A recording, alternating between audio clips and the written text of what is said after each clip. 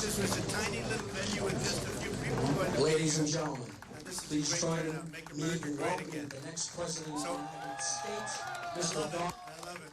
I love those hats. So sit down. Are you able to sit down? Yeah. Good. This is a little bit different. You crammed a lot of people into this venue, huh? Yeah. So we're going to do a lot of question and answer. I'll just say a few words to start off.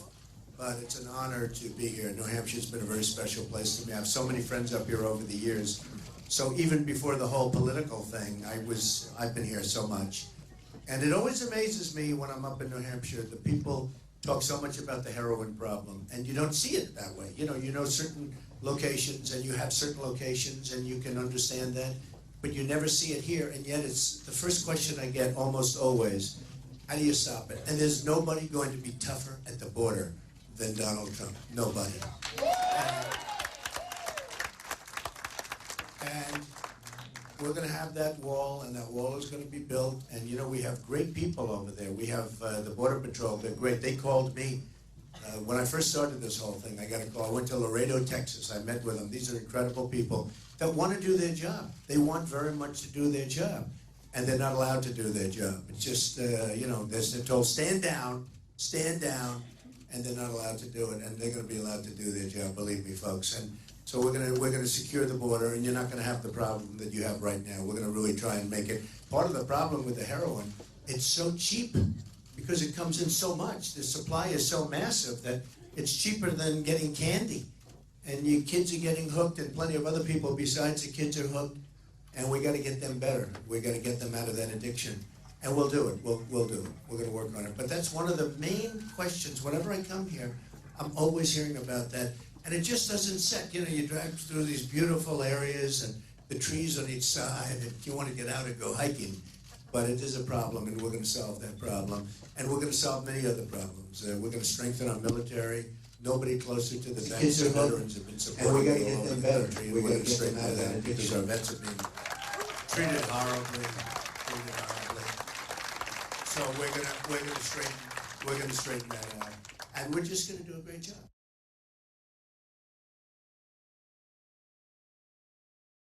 Problem, and we're going to solve that problem, and we're going to solve many other problems. We're going to strengthen our military. Nobody closer to the vets, the veterans have been supported. Oh, thank you. An issue that's on the minds of a lot of young voters is a year of service.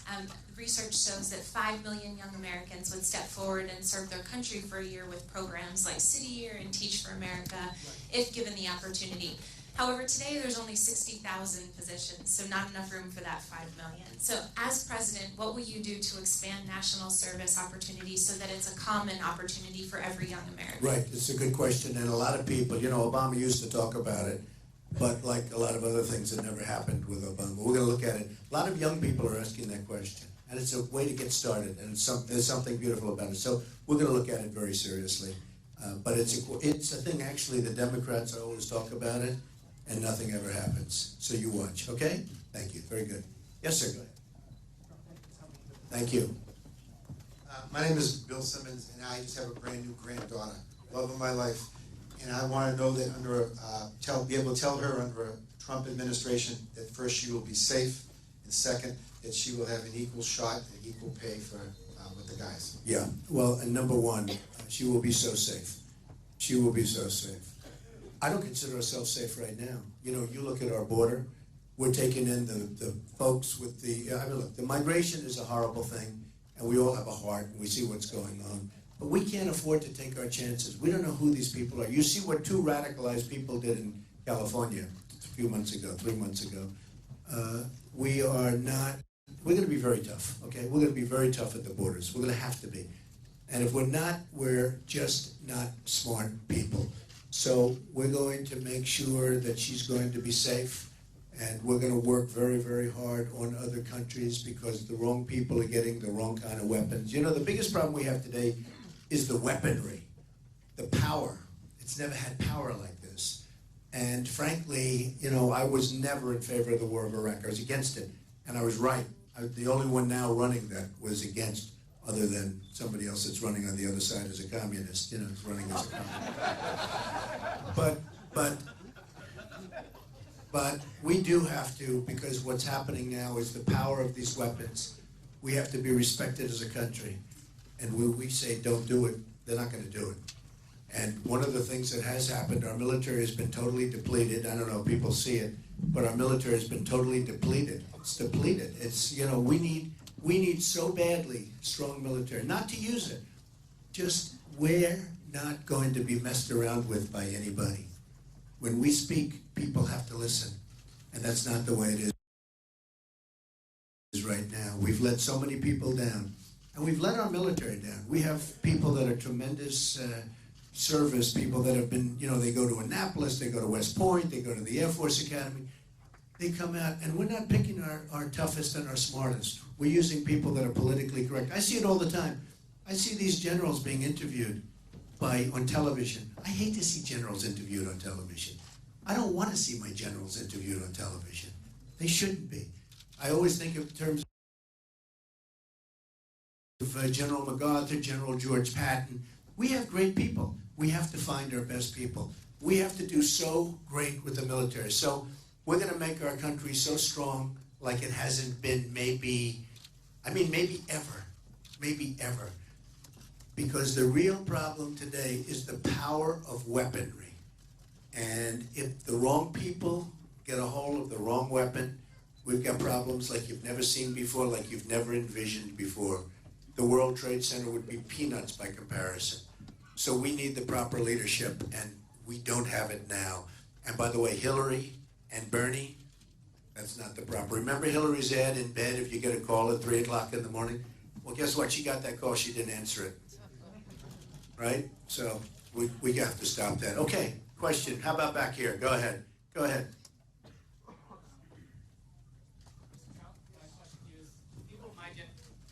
People of my generation are facing a huge issue of the loans on the college debt. What are you going to do as president to try to fix that? Because many of my friends are now graduating college and they're $100,000 in debt, and they're not able to go out, find a job, start a business, or even start a family and get a mortgage for a house because the banks are denying them because of that. And the interest rate just continues to increase on those. Very good. Did you graduate? Are you graduating? I'm at UMass. Oh, I'm good. paying for it because I'm in the National Guard. Oh, I see. Okay. Very good. All right. It's a question I'm hearing all the time where young people are really financed up to the hilt. They can't breathe. And I'll tell you, there's two things I'm going to do about it. I'm going to look into colleges because, you know, this is a conduit, the young people. They get the money, they borrow from the federal government. It's one of the only things the federal government makes money on because they're charging these kids a lot of money and they make money. You know, the federal government makes a lot of money on these loans to students because, for one thing, the students want to pay off their loan and they work hard to do it. The biggest problem we have is the students come out and there's no jobs, right? They come out, there's no job. They wouldn't mind. They don't mind borrowing a little money. The other problem they have is the schools are too expensive. Because if you look at these schools, what they've done is they've increased the numbers so high because the federal government's going to pay for it. So the government gives them all of this money and they keep going up, up, up, and people get more and more money that run the schools and they spend more and more money. And I'm going to find a way that we got to stop it. Because if you look at the cost of running these schools, so now what they do is they get more money from the kids and they just keep getting more money, more money, more money. The fees keep going up, up, up, and we're going to find a way. We're going to do something with regard to really smart financing. And we're going to lengthen it out and lower the cost, but we have to do something. The biggest thing we're going to do is we're bringing our jobs back into this country. We're bringing them back from China. We're bringing them back from all over the world. We've been stripped. And one thing I can tell you, New Hampshire's been, I mean, you're the prime example. You go around, you see some of these buildings around here that used to have factories, and now they may be converted to senior citizens and different things, but they're taking business like crazy, and so many other places. We're bringing our jobs back so that when they get out, they're going to have a job because that solves all problems. But the cost has gone up way more than it should have, okay? Arnold, I know Alan's not here today, but we forgot to do one very important thing before we started, and we forgot to do the Pledge of Allegiance. And I also want to take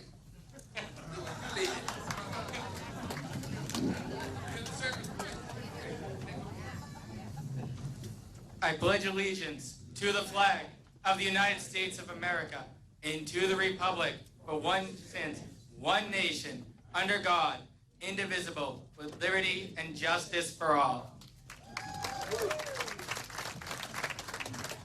I like that. That was very nice. That's very good. Any other questions? Go ahead. Sir, with the red, beautiful ring. Yes. With your permission, I'd like to make some statement of fact here as to why you must be the president of the United States. Oh, I love this guy. I love him. This is the kind of question like a good statement. No, go ahead. I'm not pandering, Mr. Trump. I've worked in 62 countries in my career. My wife and I both were chief of the CIA. We were in Vietnam. We That's- evacuated Nam, we evacuated Tehran, so I've seen a little bit of the country and the world. I was in countries where the trail of corruption from Bill and Hillary Clinton, 90% of the people in here have no idea of what the bought and sell people in this government have done to us and to our economy. I'm sure everybody lost money back in '08. I know I've not recovered. There's reasons for that. One of them is your arch enemy, the Federal Reserve, who's not a federal government agency. It's private. It's owned by banks in New York, banks in Switzerland, banks in France. Most people don't know that. They've printed money to the point where $22 billion in debt. It's true. What I want to bring up is a book that every American patriot should read. My wife got it off Amazon. It's called Clinton Cash. The untold story of how and why foreign governments and businesses help make Bill and Hillary rich. I've been through it, but when I read this, I think I needed a barf bag. It's that bad. How, in God's name, I know you're not bought and paid for, and I've told everybody, that's why I'll vote for you. I'd vote 10 times if I could. But how are you gonna fight this corruption that now exists? It's such a great question. Well, first of all, I'm not bought and paid for. And you know, I'm self-funding my own campaign. All these other guys are not. I watched television, the different shows this morning, and I watched this stiff, Jeb Bush. He's a total stiff, Jeb Bush. Here's a guy, honestly, if you weren't in government, if he weren't in government, you wouldn't hire him to do anything, okay? You wouldn't hire him. If you had a company, you wouldn't even hire him. He's on every show. Donald Trump said this, Donald Trump said that. And then he said, see, I'm the only one taking on Donald Trump. I'm not afraid of Donald Trump. He's like a child. He's like a spoiled child. He spent $110 million on a campaign, and he's nowhere. And he's in favor of Common Core because he's not a smart man. He's in favor of Common Core. Think of it. He wants your children to be educated through Washington, and not smart. And you remember his famous statement about how they come over the border? They come over, it's an act of love. The illegal immigration's an act of love. These are the kind of people we have in government, largely. I mean, he's an example of a real stiff. But these are the people we have. With these people, you can never come up. I mean, the last thing we need is another Bush. But there are other people in government that are just bad. And it's gotten totally out of control. And one of the reasons is, and some of them are smart. He's not, but you have a lot of people that are. But they're given tremendous campaign contributions by the drug companies, the oil companies. And so a lot of times you'll see things happening, and you'll say, how could that be possible? Like, I'll give you an example of the drug companies. They have total control over the different candidates, except me. I'm the only one on either side. I won't take the money. And the money that's been offered me, Bush raised $128 million supposedly. Can you believe that? 128 million bucks. What a waste of money. But he raised 128 million. I would have had a fund that would have been 10 times more than that if I wanted to, if I accepted the money. And I just decided I want to do this. I don't know, I'm not sure that I get credit for it, to be honest with you. You know, when the voters go to the voters, I don't know if they know this, if they realize it. I actually don't think it's worth it probably because I'll be spending a tremendous amount of money. Right now I'm way under budget. It's nice to hear the word under budget. You don't hear that, right? But I'm way under budget in terms of the campaign because I've gotten so much publicity I haven't had to advertise essentially. But I don't know that I don't know that it's worth it, but it's really the right thing to do. Because when you have an oil company giving you money and you have to do something with oil governmentally, or when you have a drug company, so the drug companies sell their drugs for I'm talking about prescription drugs and different drugs to make people better. They sell their drugs, there's almost no negotiation. It's almost like if you walked into a drugstore and bought them right off the counter. And yet they're the largest purchaser of drugs in the world. If we had somebody that negotiated, like me, like somebody that, or if we had a favored nations clause, that we would pay, because this is almost better, because you put too much pressure on a negotiator, because they can become dishonest, okay? They end up being dishonest. They end up going to dinner with the drug company's head every night, and then all of a sudden, you'll see things happen that aren't pretty. But you put what's called a favored nations clause on. So it says, because we're the largest purchaser, we will pay, maybe even you add this, 10% lower than the lowest price that they sell drugs to anywhere in the world. So wherever they sell, whoever has the lowest price, we get 10% lower. You would save probably $300 billion a year. One thing, that's one. Now you have the same stuff on military purchases. They buy planes and they buy missiles. They buy things that they don't want. I mean, I've read about it over the years. A lot of times they're ordering equipment that they don't want. The reason they're ordering that equipment is because the manufacturer of that equipment has the politicians totally controlled, okay? We're going to get the equipment that they do want. And we're going to get plenty of it. But this is the problem with politics. You know, you have people that are, in some cases, dishonest. In some cases, they are inherently dishonest because the system's a dishonest system. Who knows the system in a sense better than me? You know, I was on the other side. 7 months ago, I was a contributor, a big contributor to everybody. You know, I contribute to everybody. And I understand the system. And it's faulty. There are worse systems, but it's faulty. And we have to do something about it. So that's why it's an honor to be doing what I'm doing. I mean, we've had such a great reception. I mean, the one thing I'm asking, I don't want any of your money, but I'm asking you, you have to go out and vote tomorrow. You have to do it because, you know,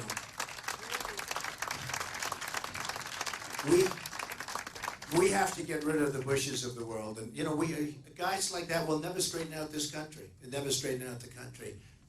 They're weak, they're ineffective, and, you know, it's just not going to happen. We do have a couple of pretty good people running. I won't name them because I don't want to tell them, you know, now. Maybe right after I leave, I'll whisper in your ear who the good ones are. But there are a couple of pretty good people, and we have to get great people in office. It's, you know, we're at a tipping point, this country. I mean, we're running against a guy who's a socialist, an avowed socialist, and he's winning. It's hard to believe. He's winning. This would have been impossible to think of 10 years ago. He's actually winning. And somebody asked me this morning, would I rather run against Hillary or Bernie? And I'm not even sure how to answer the question. That's sort of shocking because, you know, a couple of years ago you would have said Bernie because you'd beat him so easily. I do really well against Hillary, so I know what I have. We've, you know, polls have been taken where I beat her pretty easily. I don't know with Bernie. I know I'll beat him eventually, but you know, you have to start. I haven't focused on him yet. I look forward to focusing on him. But, you know, because he's got a record that's not a good record. But to think that we're running against possibly a socialist and they're essentially tied. He's winning big in New Hampshire, so he's going to win that. But now they're sort of tied. Hard to believe, right? Now they're tied nationwide. And it'd be very interesting to see what happens with Hillary. So now I don't really say Hillary anymore because I don't know if I'm running against her. And then, of course, she shouldn't even be allowed to run based on the email stuff, but we'll find out. We'll find out. Okay, another question? Yeah, go ahead. Go ahead. Thank you.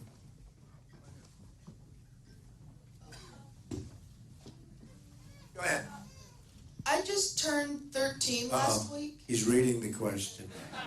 Now, I want to know who typed that out for him. Okay, go ahead. I'm worried about my future and for kids my age. What can you do to control the national debt that my generation will inherit? Okay, it's a good question. And a very fair question. We have $19 trillion in debt. We just made a horrible budget deal, approved by the Republicans, by the way. I hate to say it. You know, we know where the Democrats are coming from, but the Republicans were sent there to do things like get the debt down a little bit and then a lot. We're going to get the debt down. We're going to make our country strong. We're going to do some great things. Don't worry about it. Just go to school, get a good education. You'll be happy when you graduate, okay? Good. Yes, ma'am. Hi, my name is Cheryl Jensen, and my question is, what will you do in your first 90 days of office? And also, what will you do to improve our relationships with our allies? And our enemies, because, you know, we have some cases where we have enemies that could be allies. Like Putin said nice things about me, and some of the people standing on the stand said, you should repudiate those statements. I said, why? He said really nice, he called me a genius. He said, why would I tell him I'm not going to accept that statement, right? Wouldn't it be nice if we actually got along with Russia? Wouldn't it be nice? Wouldn't it be nice if we could get Russia to knock the hell out of ISIS instead of us spending $1 million a missile? Let them spend some of their money, okay? You know, but we have stupid people here. You know, we're people running and people in office, and I'd like to be able to get Russia to, you know, take a big hand in knocking the hell out of some of these enemies. These are bad enemies. You know, these are enemies that chop off your head.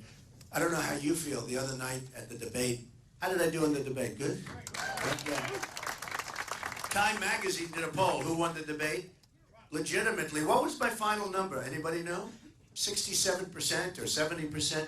And second was like 5% and 6%, and it was second highest was like 5 or 6, and I got close to 70%. So I think we did really good. But one of the reasons I tell the truth, and what happened is they asked a question about, you remember waterboarding, right? And it was actually asked to Ted Cruz, a good guy, but he didn't like the question, you could see. And he was trying to be politically correct, and he didn't really want to get involved with the waterboarding because, you know, waterboarding is not a popular subject, although I view it as fine. And then it came to me, what would I do? And Ted was very queasy on whether or not he liked it, right? I said, waterboarding's not tough enough, essentially. We have people, now I didn't start off that way, I said we have people in the Middle East and other places that are chopping off the heads of Christians. James Foley's an example. Great guy. I know his parents very well. They're fantastic people. Head was chopped off. People's heads are being chopped off. This is not since medieval times has something like that happened, right? They talked about waterboarding. You know what waterboarding is? Peanuts compared to what we're talking about. So I said waterboarding's fine, and much tougher than that is fine too. I don't know, do most of you agree with that? Right? I guarantee you, those animals that are cutting off heads, when they hear that we're talking about waterboarding, you know, waterboarding is essentially a minor form of doing what they do, right? You know that. It's sort of, some people say it doesn't even qualify as that. It's fine. And much tougher than that is fine. When we're dealing with these animals, we can't be soft and weak like our politicians. They're soft, weak people, okay? And we can't be politically correct. And I can guarantee you this, that those guys that are chopping off heads of Christians in the Middle East and others, and many others, when they hear that we're arguing about waterboarding may be too severe, it's not nice, they're laughing like hell to themselves. And they just go further and further and further. And I guarantee you that they are laughing like hell at the United States and say, can you believe those people? And all they're doing is looking for more people because they want to do the job. And with me, they've got a problem. They've got a big problem. Okay, question, go ahead. Thank you so much for being here in Salem, and thank you for talking about your willingness to work with Putin. National security experts, including 4-star General James Cartwright, say that we need 1,000 nuclear weapons at most to deter any adversary. We currently have 7,000. That's going to cost us $3 trillion over the next 3 decades. $1 trillion over the next 3 decades. Do you think you could work with Putin to cut our arsenals to 1,000 nuclear weapons so that we have money for conventional forces? Well, I'd rather cut his arsenals than our arsenals. I mean, part of the problem is we're cutting our arsenals. We keep cutting. And other people keep coming up and trying to develop nuclear. And until we get rid of them, I mean, we have to be protected. I hate when I hear we're cutting. Like your question is we're cutting. There's nothing worse than the nuclear. You know, my uncle was a professor at MIT for many, many years, and he used to tell me a long time ago about the power of nuclear, the power of weapons in the future. And I won't even get into it, but the power is so awesome that, you know, it's a real problem. So I want people to cut their arsenals before we cut our arsenals. You know, we like to cut, and will you follow? And I know for a fact that when they say they're gonna cut, they don't cut. We cut, they don't cut. So with me, it's the deal. I will tell you, I'm gonna get other people to cut. We have to do something with nuclear. We have to take care of this guy in North Korea, and I wanted China to do it. You know, China got rich on the United States. The theft was incredible. The greatest theft in the history of the world is what China took out of the United States. They rebuilt China with the money they took out of the United States. So I want China to work on North Korea. They have total control. And you know who the #1 partner of North Korea is? It's Iran.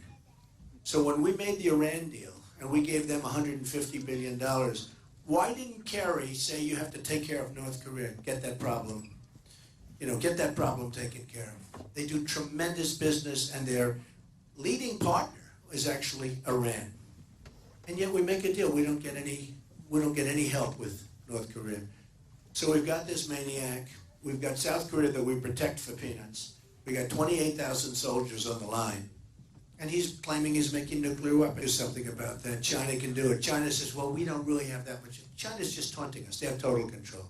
And Iran has pretty good control. And we blew the chance with Iran because we gave him the money. We got nothing. That deal delivery system yet, but he will eventually. And we have ever seen made. But we'll take care of it. You don't worry about it, okay? You have confidence, I think. We'll take care of it. Yes, go ahead. I've been following you since the early 80s. I know a lot about you and your family. You're a great man. Nobody will negotiate the way you will. My books are in the back for you to sign at the end. And there's something else if someone would like to do an interview. My wife owns an accounting firm in New York and in I don't live in New Hampshire. I'm from Boston, Swampscott, Massachusetts. I own property here. But I gotta tell you something, I'm gonna follow you around the United States, put my business aside for 6 months, and I'm gonna follow you tonight, stay in Manchester, and I'll be with you at the victory tomorrow. But more important than that, my wife handles the Glenn Doherty Foundation. He was left behind by Hillary Clinton, and nobody in this room knows the truth, but I do. They were left behind, 2 gentlemen, Navy SEALs were left behind at Benghazi with no ammo. There were 30 rounds left each, approximately. And she left them there, and they could have got out of there. That's a president? Yeah, I've heard that. I've heard about that. And the whole Benghazi thing is a horrible thing. You know, it's amazing. It hasn't resonated with the people like it should have. Part of that is the mainstream media didn't play it up very much. And it never resonated to me like it should have. You know that. But if you really look at Benghazi, what a disgrace it was and how badly she handled it, from the ambassador to the other young guys that were killed horribly. And by the way, horribly killed. Nobody talks about the way they were killed. From what I understand, it was, you know, it's better not to talk about it, but it was horribly killed in the worst fashion possible. So, no, it's going to be a whole different ballgame with me. Believe me, it's a whole different ballgame. And you know, the amazing thing is we'll get along better with people. Somebody was saying, oh, but Trump is a divisive figure. I bring people together. People don't realize it. I bring people together. I have great relationships with China. I have great relationships with China. You know, I make a fortune with, I have the Bank of America building, a big chunk of it in San Francisco. I have 1290 Avenue of the Americas, one of the biggest office buildings in New York. Nobody even knows this stuff. I got all the stuff. I deal with China. They give me millions, tens of millions of dollars for condos. I have the largest bank in the world, which is a Chinese bank, as a tenant. I think I'm all for China. I think if China can get away with this, I'm not angry at China. I'm angry that our politicians are so stupid that they allow it to happen. Number one, we don't use our best and our finest in terms of negotiators. We use political hacks to negotiate deals with people that are trained. They're trained to take advantage of us. These are hard, tough, smart, brilliant people that are trained specifically to make trade deals with us. And we have guys that don't even know what the hell they're doing. They got there because they made a contribution to some candidate.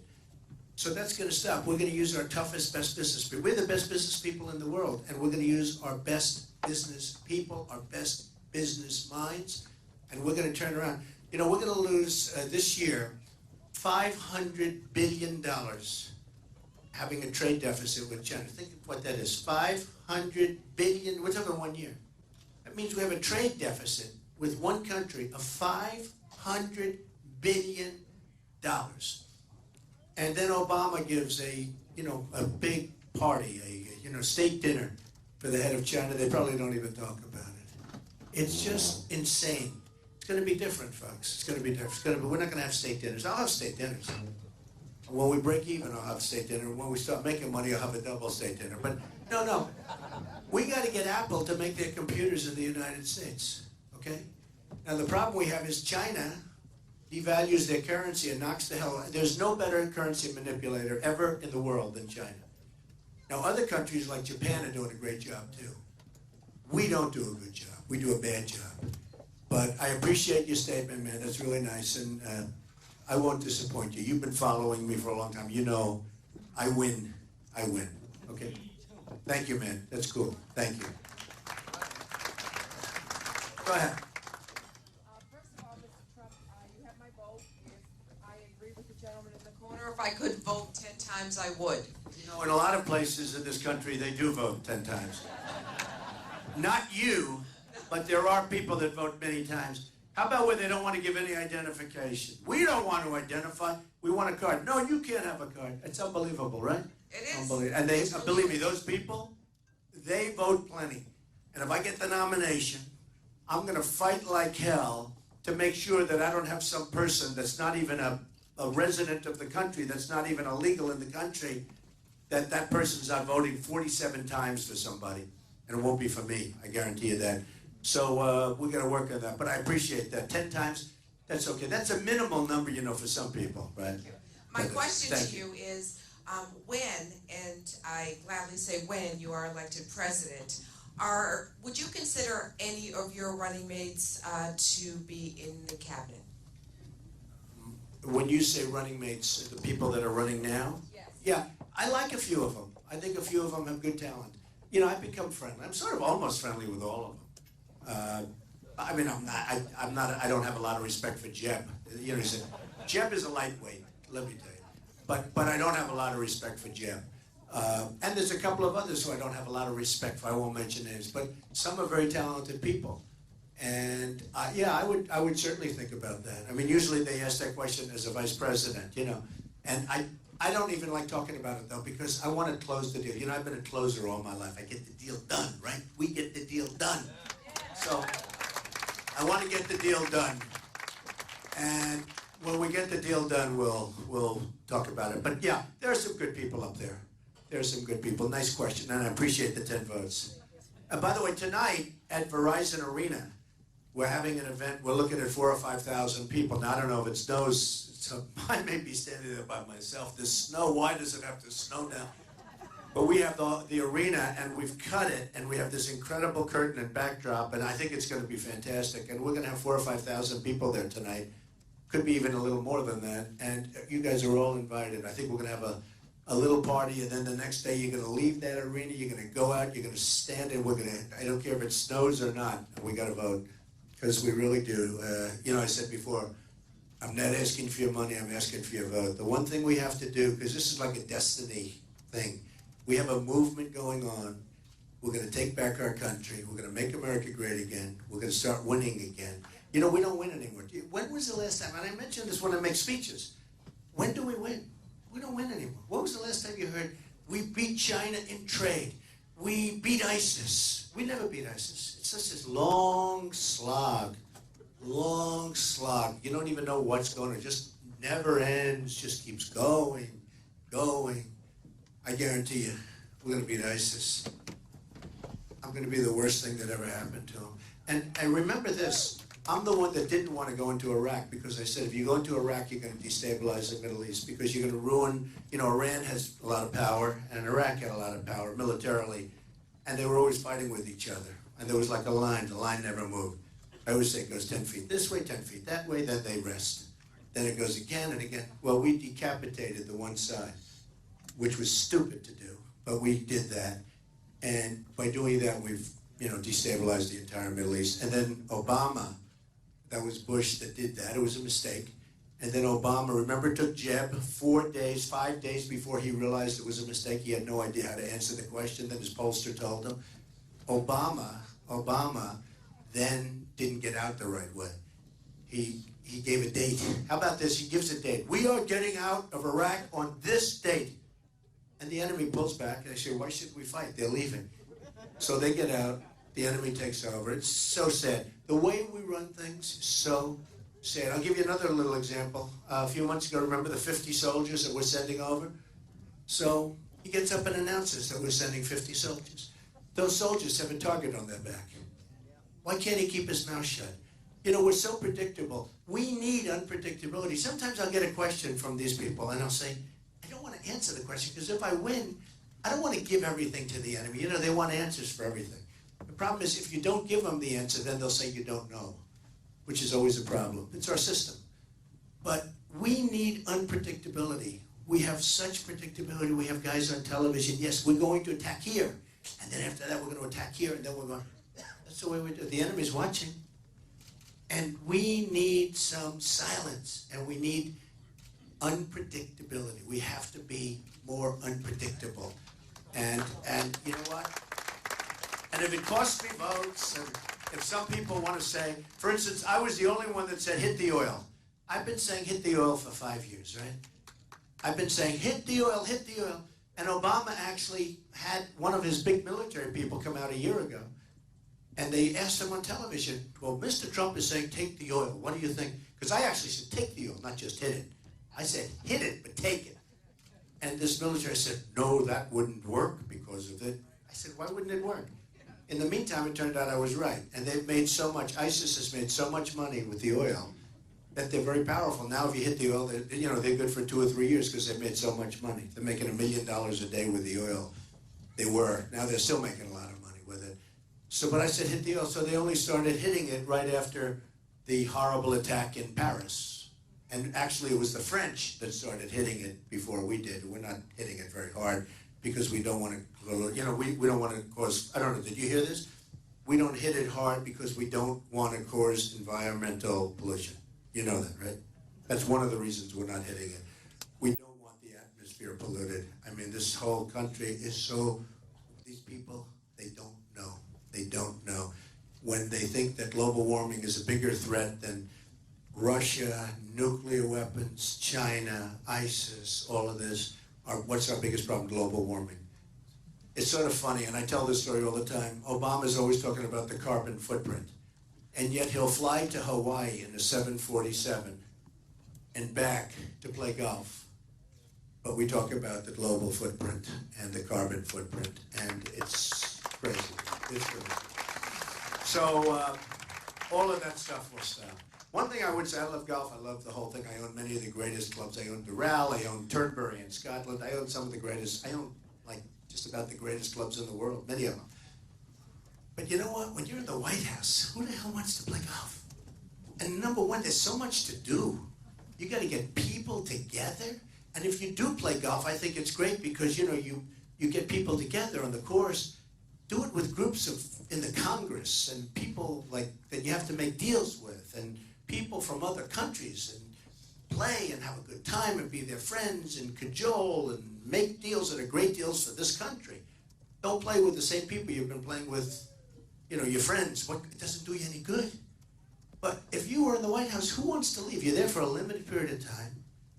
You got to work hard, and you got to, to make deals like that, where you have to make deals with Congress, you have to get along with the Democrats, make deals, but make good deals, like Reagan used to do with Tip O'Neill.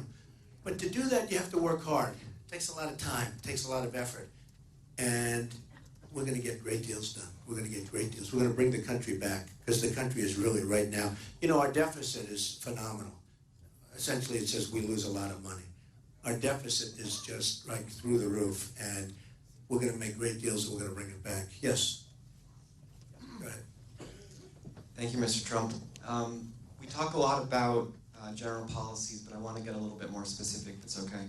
I'm from a community in Connecticut, one you're familiar with, I won't name it. You own a home there? Greenwich? Yes, sir. Their plans... He's a rich guy. Did Hillary send you, by any chance? No.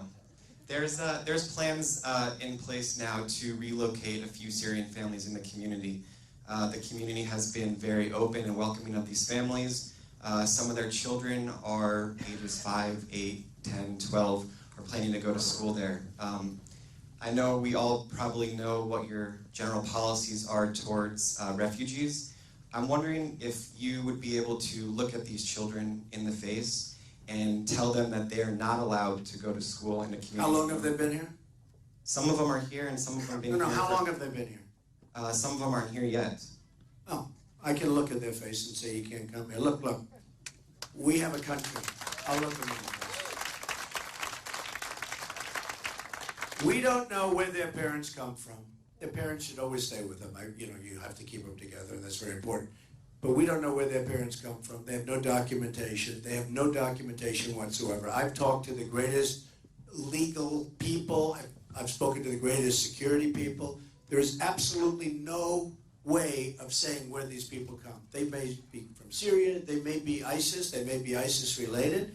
As you know, and you've been reading, they caught people with ISIS relationships to the migration, where they got pulled out, fully ISIS related. A lot of things that are strange. You look at the migration, there's so many young men in the migration. You say, where are the women and children? You know, there are women and children, but not a lot. And then you see them on cell phones. Where the hell do they get their cell phones? There's a migration. They have no anything, and yet they have cell phones. And then they have cell phones with ISIS flags on them. You've seen that. And worse, they have cell phones with a lot of bad stuff on them. A lot of bad stuff on them. But they have cell phones with ISIS flags on them. They're in the migration. Where the hell do they get the cell phones? Who the hell pays the bill? Who's paying the bill for the cell phone? And you say little things like that. Does that make any sense, okay? But you look at it and you say, we have enough problems. Now, I believe, look, I have a bigger heart than anybody in this room. And I think what we do is we take an area in Syria, or numbers of areas, we do safe zones. Where you build safe zones. Germany's in turmoil. All of these countries are in turmoil. The crime, by the way, is through the roof. You're going to have a revolution in Germany. Wait till you see what they do with Merkel. What she did is insane. It's insane. And I'm only saying, I know what you're doing, and I fully understand it, and we all have a heart. But we have to get the Gulf states to put up money. The Gulf states, Saudi Arabia, before the oil went down, so now they're making half. Saudi Arabia was making $1 billion a day. We protect Saudi Arabia for peanuts. We have leases where we have military bases. We pay them rent. We're paying rent, and we're protecting them. Who would do these deals? We're paying rent, and we're protecting Saudi Arabia. They're making $1 billion a day, right? The Gulf states, who are very immensely wealthy, should put up money. I want them to put up the money. We'll help, and we'll get it done. But we're tired of putting up money. We're a debtor nation. We owe the $19 trillion, which is soon going to be $21 trillion. And I think we should do big safe zones in Syria. And when this whole mess is over, they can go back and rebuild their areas, their communities, which is probably where they want to be anyway. You know, I have many people that work for me, and they come from some very poor countries. And I've seen it over the years, when they retire, when they leave, they want to go back to their country. I say, why? Because we love our country. You would never even think that. We love New Hampshire. You know, I wouldn't mind being here. The truth is, you have people that work even in New Hampshire. And when they leave, when they have enough money, they retire, they go back to a country that you wouldn't believe they want to, but they want to. These people probably want to go back to Syria and their areas in Syria when this whole horrible thing is over. So that's what I think we should do. I don't think they should be moving into Greenwich, Connecticut. I don't think they should be coming into the United States, because we have no idea. You saw the damage that two radicalized people can do. We're taking thousands and thousands of people. Now, I don't think it is, but it could be a Trojan horse. But if 10% of those people, if 2% of those people were bad, the trouble is unbelievable. So, but I understand where you're coming from, but there is a second view to that. Okay, go ahead. Mr. Trump, thank you. Early on, you mentioned about keeping jobs in our country. Yeah, and bringing them back in. And bringing them back in. One of the things that I've had to do over the past 2 years is lay off 2/3 of my workforce and replace the workers with employees from India. How do you plan on stopping that. Well, you do have a problem with that, and when you can't get, I mean, you have the visa situation, you know, we have a visa situation where you can bring in, and there are some areas like in California with the grape pickers, where they say that you really have to do that, and I'm totally open to that, where you'll bring them in seasonally and they'll come in legally. Look, the main thing is, they have to come in legally. If they don't come in legally, we don't have a country. If people can walk across the border, and just walk across like they're doing now, we don't have a country. And are you able to get American people to do the job? Why aren't you doing that? Well, to do the job. So No, we're not you're saying bringing- you laid off people, and now you have people from India. So we're laying off American workers, and then I'm having to hire them over in India. So we built our center. You mean of you're excellence hiring people in in India? So we've Wow. we've Oh, you're we've excellent. built our center of It's too bad, excellence in India, and we're And why did you do that? Why did you do that? Why did you do that in So India? low cost. Because of low cost, yeah. But you know, one of the reasons you can do that is because of the devaluations and monetary manipulation. And our country doesn't know, I don't think if you told Barack Obama about monetary manipulation and the various manipulations of different currencies, I don't think he has a clue as to what's happening, okay? The reason that works, you know, is the devaluations. And now we have a strong dollar, and it's really inverse. A strong dollar means we're not going to do any business, basically. I mean, it sounds good. You know, it's funny. The word strong dollar sounds great. Oh, we have a strong... That's the good news. The bad news is we're not going to export anything. You look at Caterpillar tractor. It's getting killed, largely because of the strong dollar. And you look at Komatsu, which is a competitor of Caterpillar. They are in Japan. They're doing phenomenal because the weak yen, they've, you know, devalued the yen. So look, I know how to play that game better than anybody. And the reason you're doing that, and you understand what I'm saying, they've devalued to such an extent that it's very hard to compete in this country. Believe me, we're going to be so competitive. We're going to be, and we're getting rid of a lot of the rules and regulations. You have regulations that are killing businesses. You have regulations that where a puddle will form on somebody's farm, a puddle, and it's considered a lake, and people can't touch it. The whole thing is just insane. We will get rid of so many of the regulations, and some of the regulations are good, and you need some regulation, but we're going to get rid of some of the regulations. We're going to bring our business roaring back. And one of the big things I've done, as you know, is I have a massive tax cut. We're the highest taxed nation in the world, by far. And we're going to be at the lower end of the pack. And it's going to be great for business, and it's going to be great for the middle class, because the middle class is being decimated in our country. You know, people are taking care of people with no money, and they're taking care of people with a lot of money. I'll tell you right now. But the middle class has been totally left out and totally forgotten about. So we're going to take care of, we're going to rebuild our middle class. It's so important. And we're going to start with major tax cuts. Okay? Thank you. Great question, actually.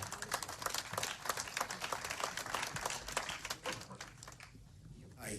How are you? All right. I don't have a question, Mr. Trump, but speaking for myself and the rest of the women in this room, to see Melania in the White House would be nothing short of phenomenal.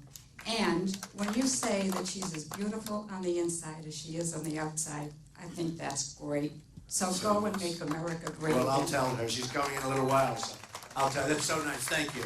She will. She's a brilliant person. She's very beautiful, but she's even more beautiful on the inside. So I'm going to tell her you said that, okay? It's really nice. Oh, what is your name? Thank you, Melanie. So nice. Close. How about one or two more, and then I want you to go back, go to work. I was going to say rest. Don't rest. We got to work in this country, right? But go back, do whatever you have to do, and come tonight if you want. But much more importantly, go out tomorrow and vote. We want to set a mandate. Okay, go ahead. How's it going, Donald? My name is Kevin. Hi, Kevin. I'm a union member, and I haven't heard anybody talk about the union debate, how, you know, obviously the Democrats usually get the majority of the union vote. I'm just curious, speaking of deals and stuff like that, you know, what could you say to the union people that would, get their vote? I love the question. I love it. So the Teamsters, over the years, I work in areas where we have unions, we don't have unions. Manhattan is 100%. You're building a building, it's essentially 100% union. So I've worked with unions over the years. I've done very well with unions. And I have tremendous support within unions. And I have tremendous support in areas where they don't have unions. Like in Florida, they don't have very many unions. The workers love me. I mean, my support is really with those workers, those people.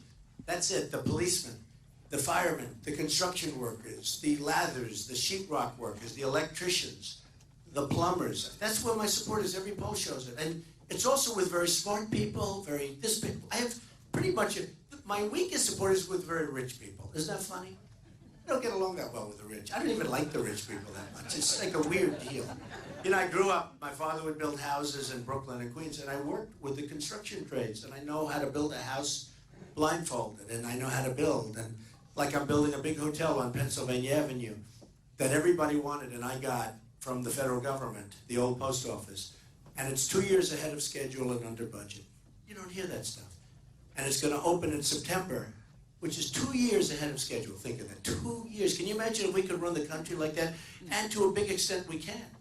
And we're not going to have cost overruns. When we build a project, the project's going to cost $100 million. It costs $2 billion.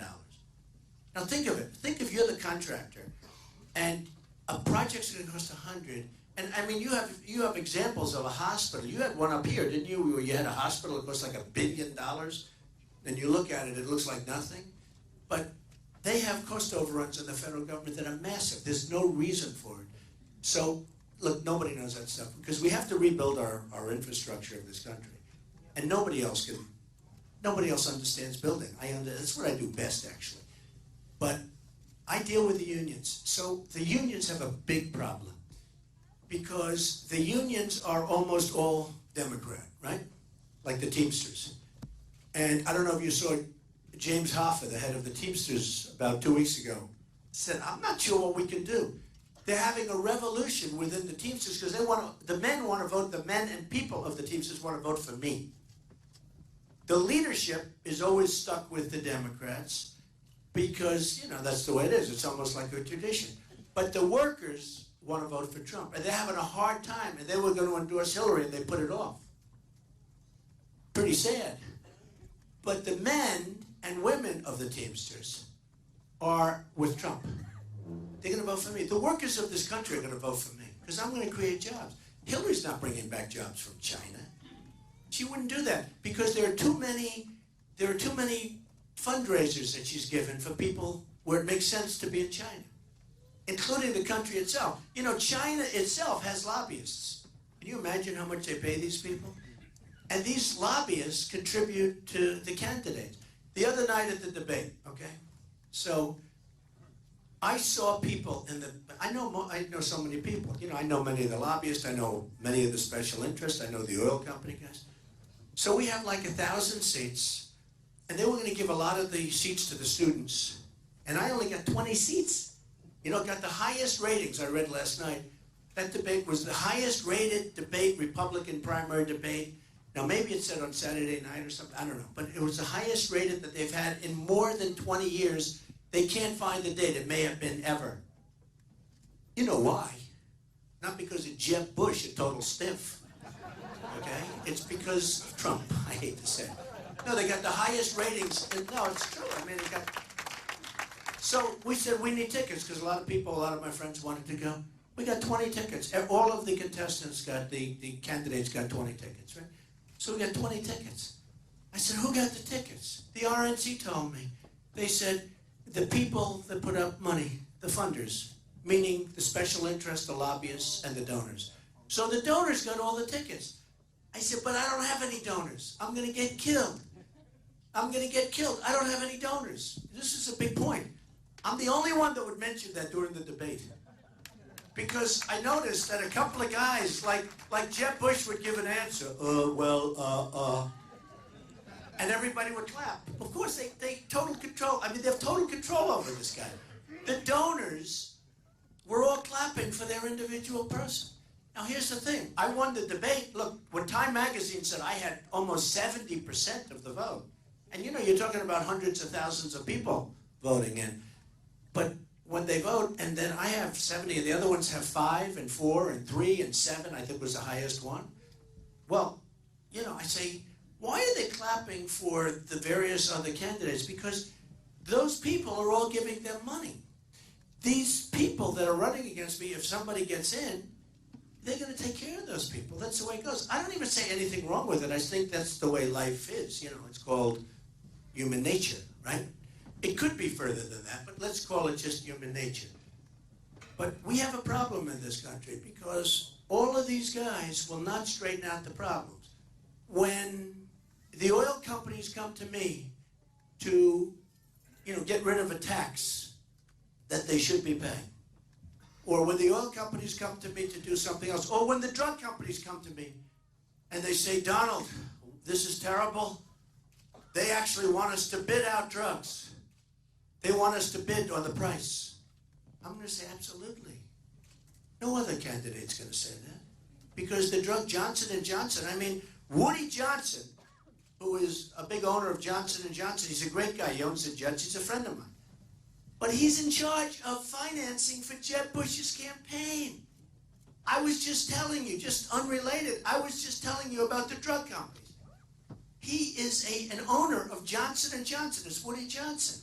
So when he goes to Jeb Bush, do me a favor, Jeb, don't put out competitive bidding, even though it's going to save the country maybe $300 billion a year. Do you think Jeb Bush is going to put out competitive bidding? I mean, it's ridiculous. So, I mean, and that's the way life is. I'm not even blaming anybody. With me, you're going to get a fair shake. With me, again, I don't get any money from any of these special interests. And I know the special interests. I know them better than anybody. But I don't want their money. They've offered me so much money. Look, I've been #1 in the polls practically since the day I announced, which is June 16th, right?